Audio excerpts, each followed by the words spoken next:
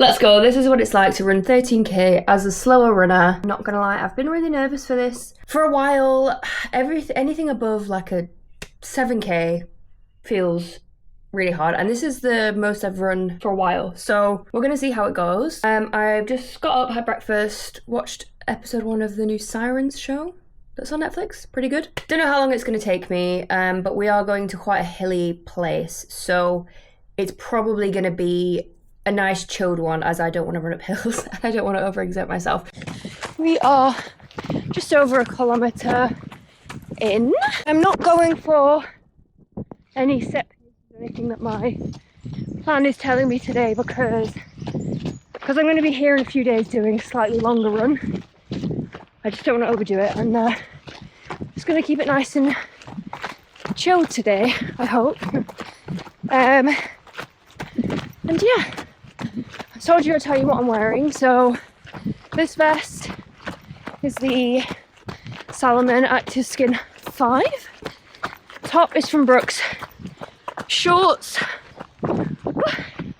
are from Tala. They're not my favourite, but they do the job.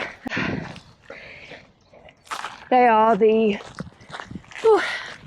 Brooks Glycerins, the most recent model. I love the Glycerins, and I wear them on basically, well, I do wear them on every run. So that is what is on my body today. It's quite slippy.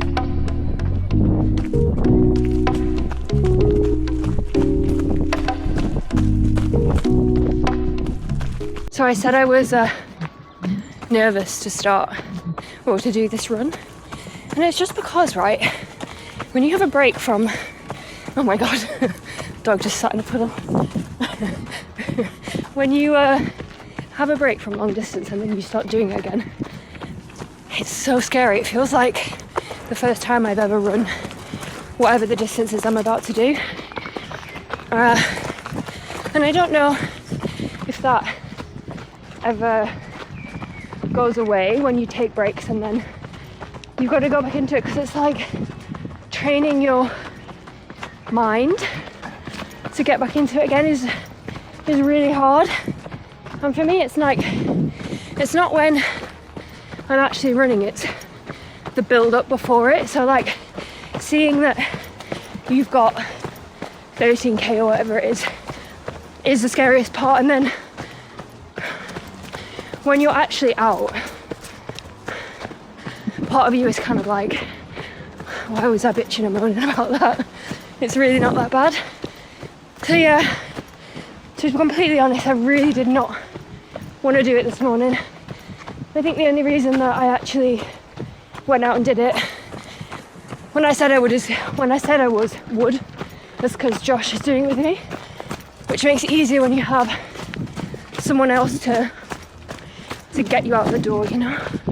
So maybe if you're struggling to get out, see if someone will run with you or run part of it, or just do whatever to make it an easier, oh god, it's so many, and more enjoyable experience.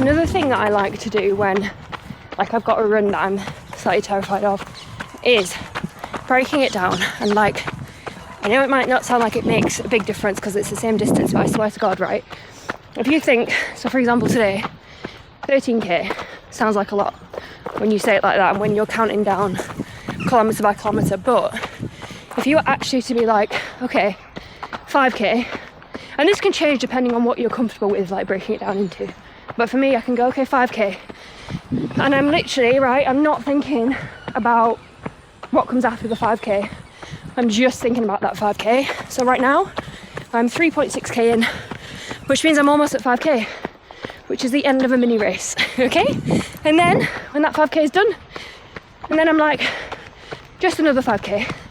So try that, I swear to god it actually works. And when you've got an even longer thing that you're trying, like for my 50k, which sounds mad to say out loud. Like sometimes I forget that I did a 50k ultramarathon. Break it down. And you can do it for all sorts of distances. If you're like just starting off and you're trying to get to your first 5k, break it down. Is 2k comfortable? If it is, say okay, I've just got 2k and then another 2k, and then before you know it, men, hey, that's Josh, before you know it, you've just got 1k left and you've done it. And that is why I do think running is such a like as much of a mental thing as it is a physical thing, because you are training your brain to deal with some crazy distances, whatever that looks like for you. And yeah, I hope that helps if you've not tried it before.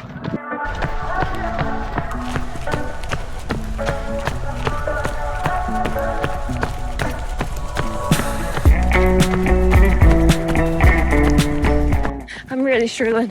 It's so humid and like sticky, and oh, this is not my bag, this temperature. But I'm decided, happy to call it at 10 when we get to 10, depending on how I feel. Normally wait till more than a few k in, like at least 5, before I decide to cut a run short, because it can take quite a while to warm up and like get into it. But I don't know, I feel like because I'm not in it now, almost 6k in, I'm going to feel quite similar at 10k. But we're going to get to 10k, which is 4k away. See how we feel then. And if I feel okay, I'll say, okay, run for a kilometre and a half, see how you feel. If that 1.5k is fine, then we do the last 1.5, and then we've done 13k. Oh, this is what I mean, like, I get quite annoyed when I get to a point where I'm not enjoying a run. And I know that running is really hard, especially when you're in the conditions that like your body doesn't like. But I would like to enjoy most of my runs, so I'm just going to try and adapt it and make it easier and see what distance I can actually cover when I just try and enjoy it more, you know? So let's see if we get to 13. So bright red. I look more red in this camera than I actually am, but does anybody else go really red? Anyway, I should have said, I usually I am run walking now, but I normally do set intervals. Usually it's like 3 or 4 minutes of running, 1 minute of walking, roughly like that. It's just how I prefer to run. Have a look at Jeffing if you haven't already. Like, it's a really good method if you struggle with running non-stop, or if you just prefer that approach, like that's fine. And yeah, what I should have done is like showed you how I plan those intervals, but today I've not planned any intervals. I'm just gonna walk when I need to, and I'm not gonna do any set paces. But sometimes I wing it, and you know what, actually it's times when like I try and wing it that I actually really struggle with. So maybe this is a lesson to me, like, Emily, plan your fucking intervals. Because I just feel more confident when I have intervals and when I have rests, you know? 7.5. Would very much like to stop. But we will get to 10k and then see what it's like from there, won't we? It's so funny, like, I think if I wasn't tracking my run and I was just like not filming anything, I wouldn't really care as much, like that I'm struggling. But I think because I am posting stuff, and even though obviously my whole thing is about like, doesn't really matter what pace you run at, sometimes I do find it frustrating, to be honest, like when it gets hard. But like, obviously that's a normal reaction to have when you're trying to push through something. Yeah, I don't know, I know like you guys watching and then everybody on Instagram and stuff, like are very similar to me, and that's why they follow me. But I don't know, sometimes I do struggle, and sometimes I think, oh well, you should be faster now, you should be better now. Now I've been running for 2 years and I've got some really big distances under my belt. I don't know, sometimes I'm like, why is it still so hard? But then also, when I do think like that as well, what? Do you know who you just ran past? You didn't even notice. Who? That was Simon Cowell. Fuck off. It was. That was Simon Cowell. Did you get it on the video? On his bike, no. That was not Simon Cowell. Trust me. Are you sure? I swear on my life. Are you taking... Who? No. I swear on my life. Is that his wife? Well, that's made my day. Yeah. Not that I saw him. He smiled at me. I can't believe it. Does he watch the channel? He's big fan of the channel, Simon Cowell. Yeah, some might say he's a bit of a psycho. Why? Oh, is that the name of his record label? Yeah. I can't believe I didn't see him. It was. I wonder why you got laughing. I was like, did I say something funny? Anyway. I'm laughing at the fact that you, once again, were so in your own world you didn't even clock it. that was another celebrity. I can't believe it. Anyway, where were we? I think I was saying that... That's what I was saying. I was saying that really struggling, blah, blah, blah, mum. But when I am really struggling like this at distances that I should be able to do, I remember 2 years ago when I couldn't even run like 3k, so... And we're on 8k now, so we are getting there, slowly but surely. Oh my god, what is this flashing light? Oh, there we go. Oh, that was feral. Honestly, that was the hardest run that I have done in, I don't remember how long. Like, and my face is on fire. I feel like I'm sweating out of every single pore in my body. We ended up we ran for 1 hour, 34 minutes and 58 seconds. And 11.22 kilometers. So not 13, but I'm not mad about it. To be honest, like, oh, I was happy to stop there, and we just ended up, oh my god, my shocks actually have sweat on them. We stopped we were like, we'll just run to get food and then we'll walk home, which sounds great because I didn't have anything to eat during that run, which probably was a bit stupid, but I just forgot. I just completely forgot. So I am enjoying the juice. I'm getting a big fat protein smoothie and then a sandwich, which has set me back nearly 20 quid, which I don't want to talk about it. Okay, but I did it, and yeah, I'll talk to you when I'm out of this very loud coffee shop. And I'm back and looking slightly less dishevelled, I hope. Yeah, that run, hey, what a ride. It was one of those runs, as I'm sure you could tell, especially halfway through the video, where I was just completely in my own head. I didn't find any part of that run easy. I found it more enjoyable after I had my little rant about feeling like I should be faster, and then I was like, I don't know, when you say things out loud, you kind of like, Emily, that's ridiculous. And then we saw Simon Cowell as well, and my mood just lifted. So if you're ever feeling down, find yourself a Simon Cowell. No, it's actually hilarious because me and my friend like grew up watching those really brutal X Factor audition videos on YouTube, so that was just very funny that Simon Cowell was literally right next to me. Anyway, I had a look when I got back. Well, it was on my Strava actually. And you know, Strava gives you that like summary and tells you, and there's got the AI thing, and then it gives you like a weather, like tells you what the weather was. And it said that the humidity was 77%, and I was like, is that high? I don't really know. And it is very high, I think, especially for London. I know there's people that live in like humidity for most of the year, and respect, because I could never. But 77% humidity hits different. Honestly, like, I just felt wet all the way through, like, and my sweat just kind of sat there as well and didn't go away, and it was just building up and building up. So it's why in the videos I look like I've got quite a nice like glow going on, but it's actually just pure water and sweat.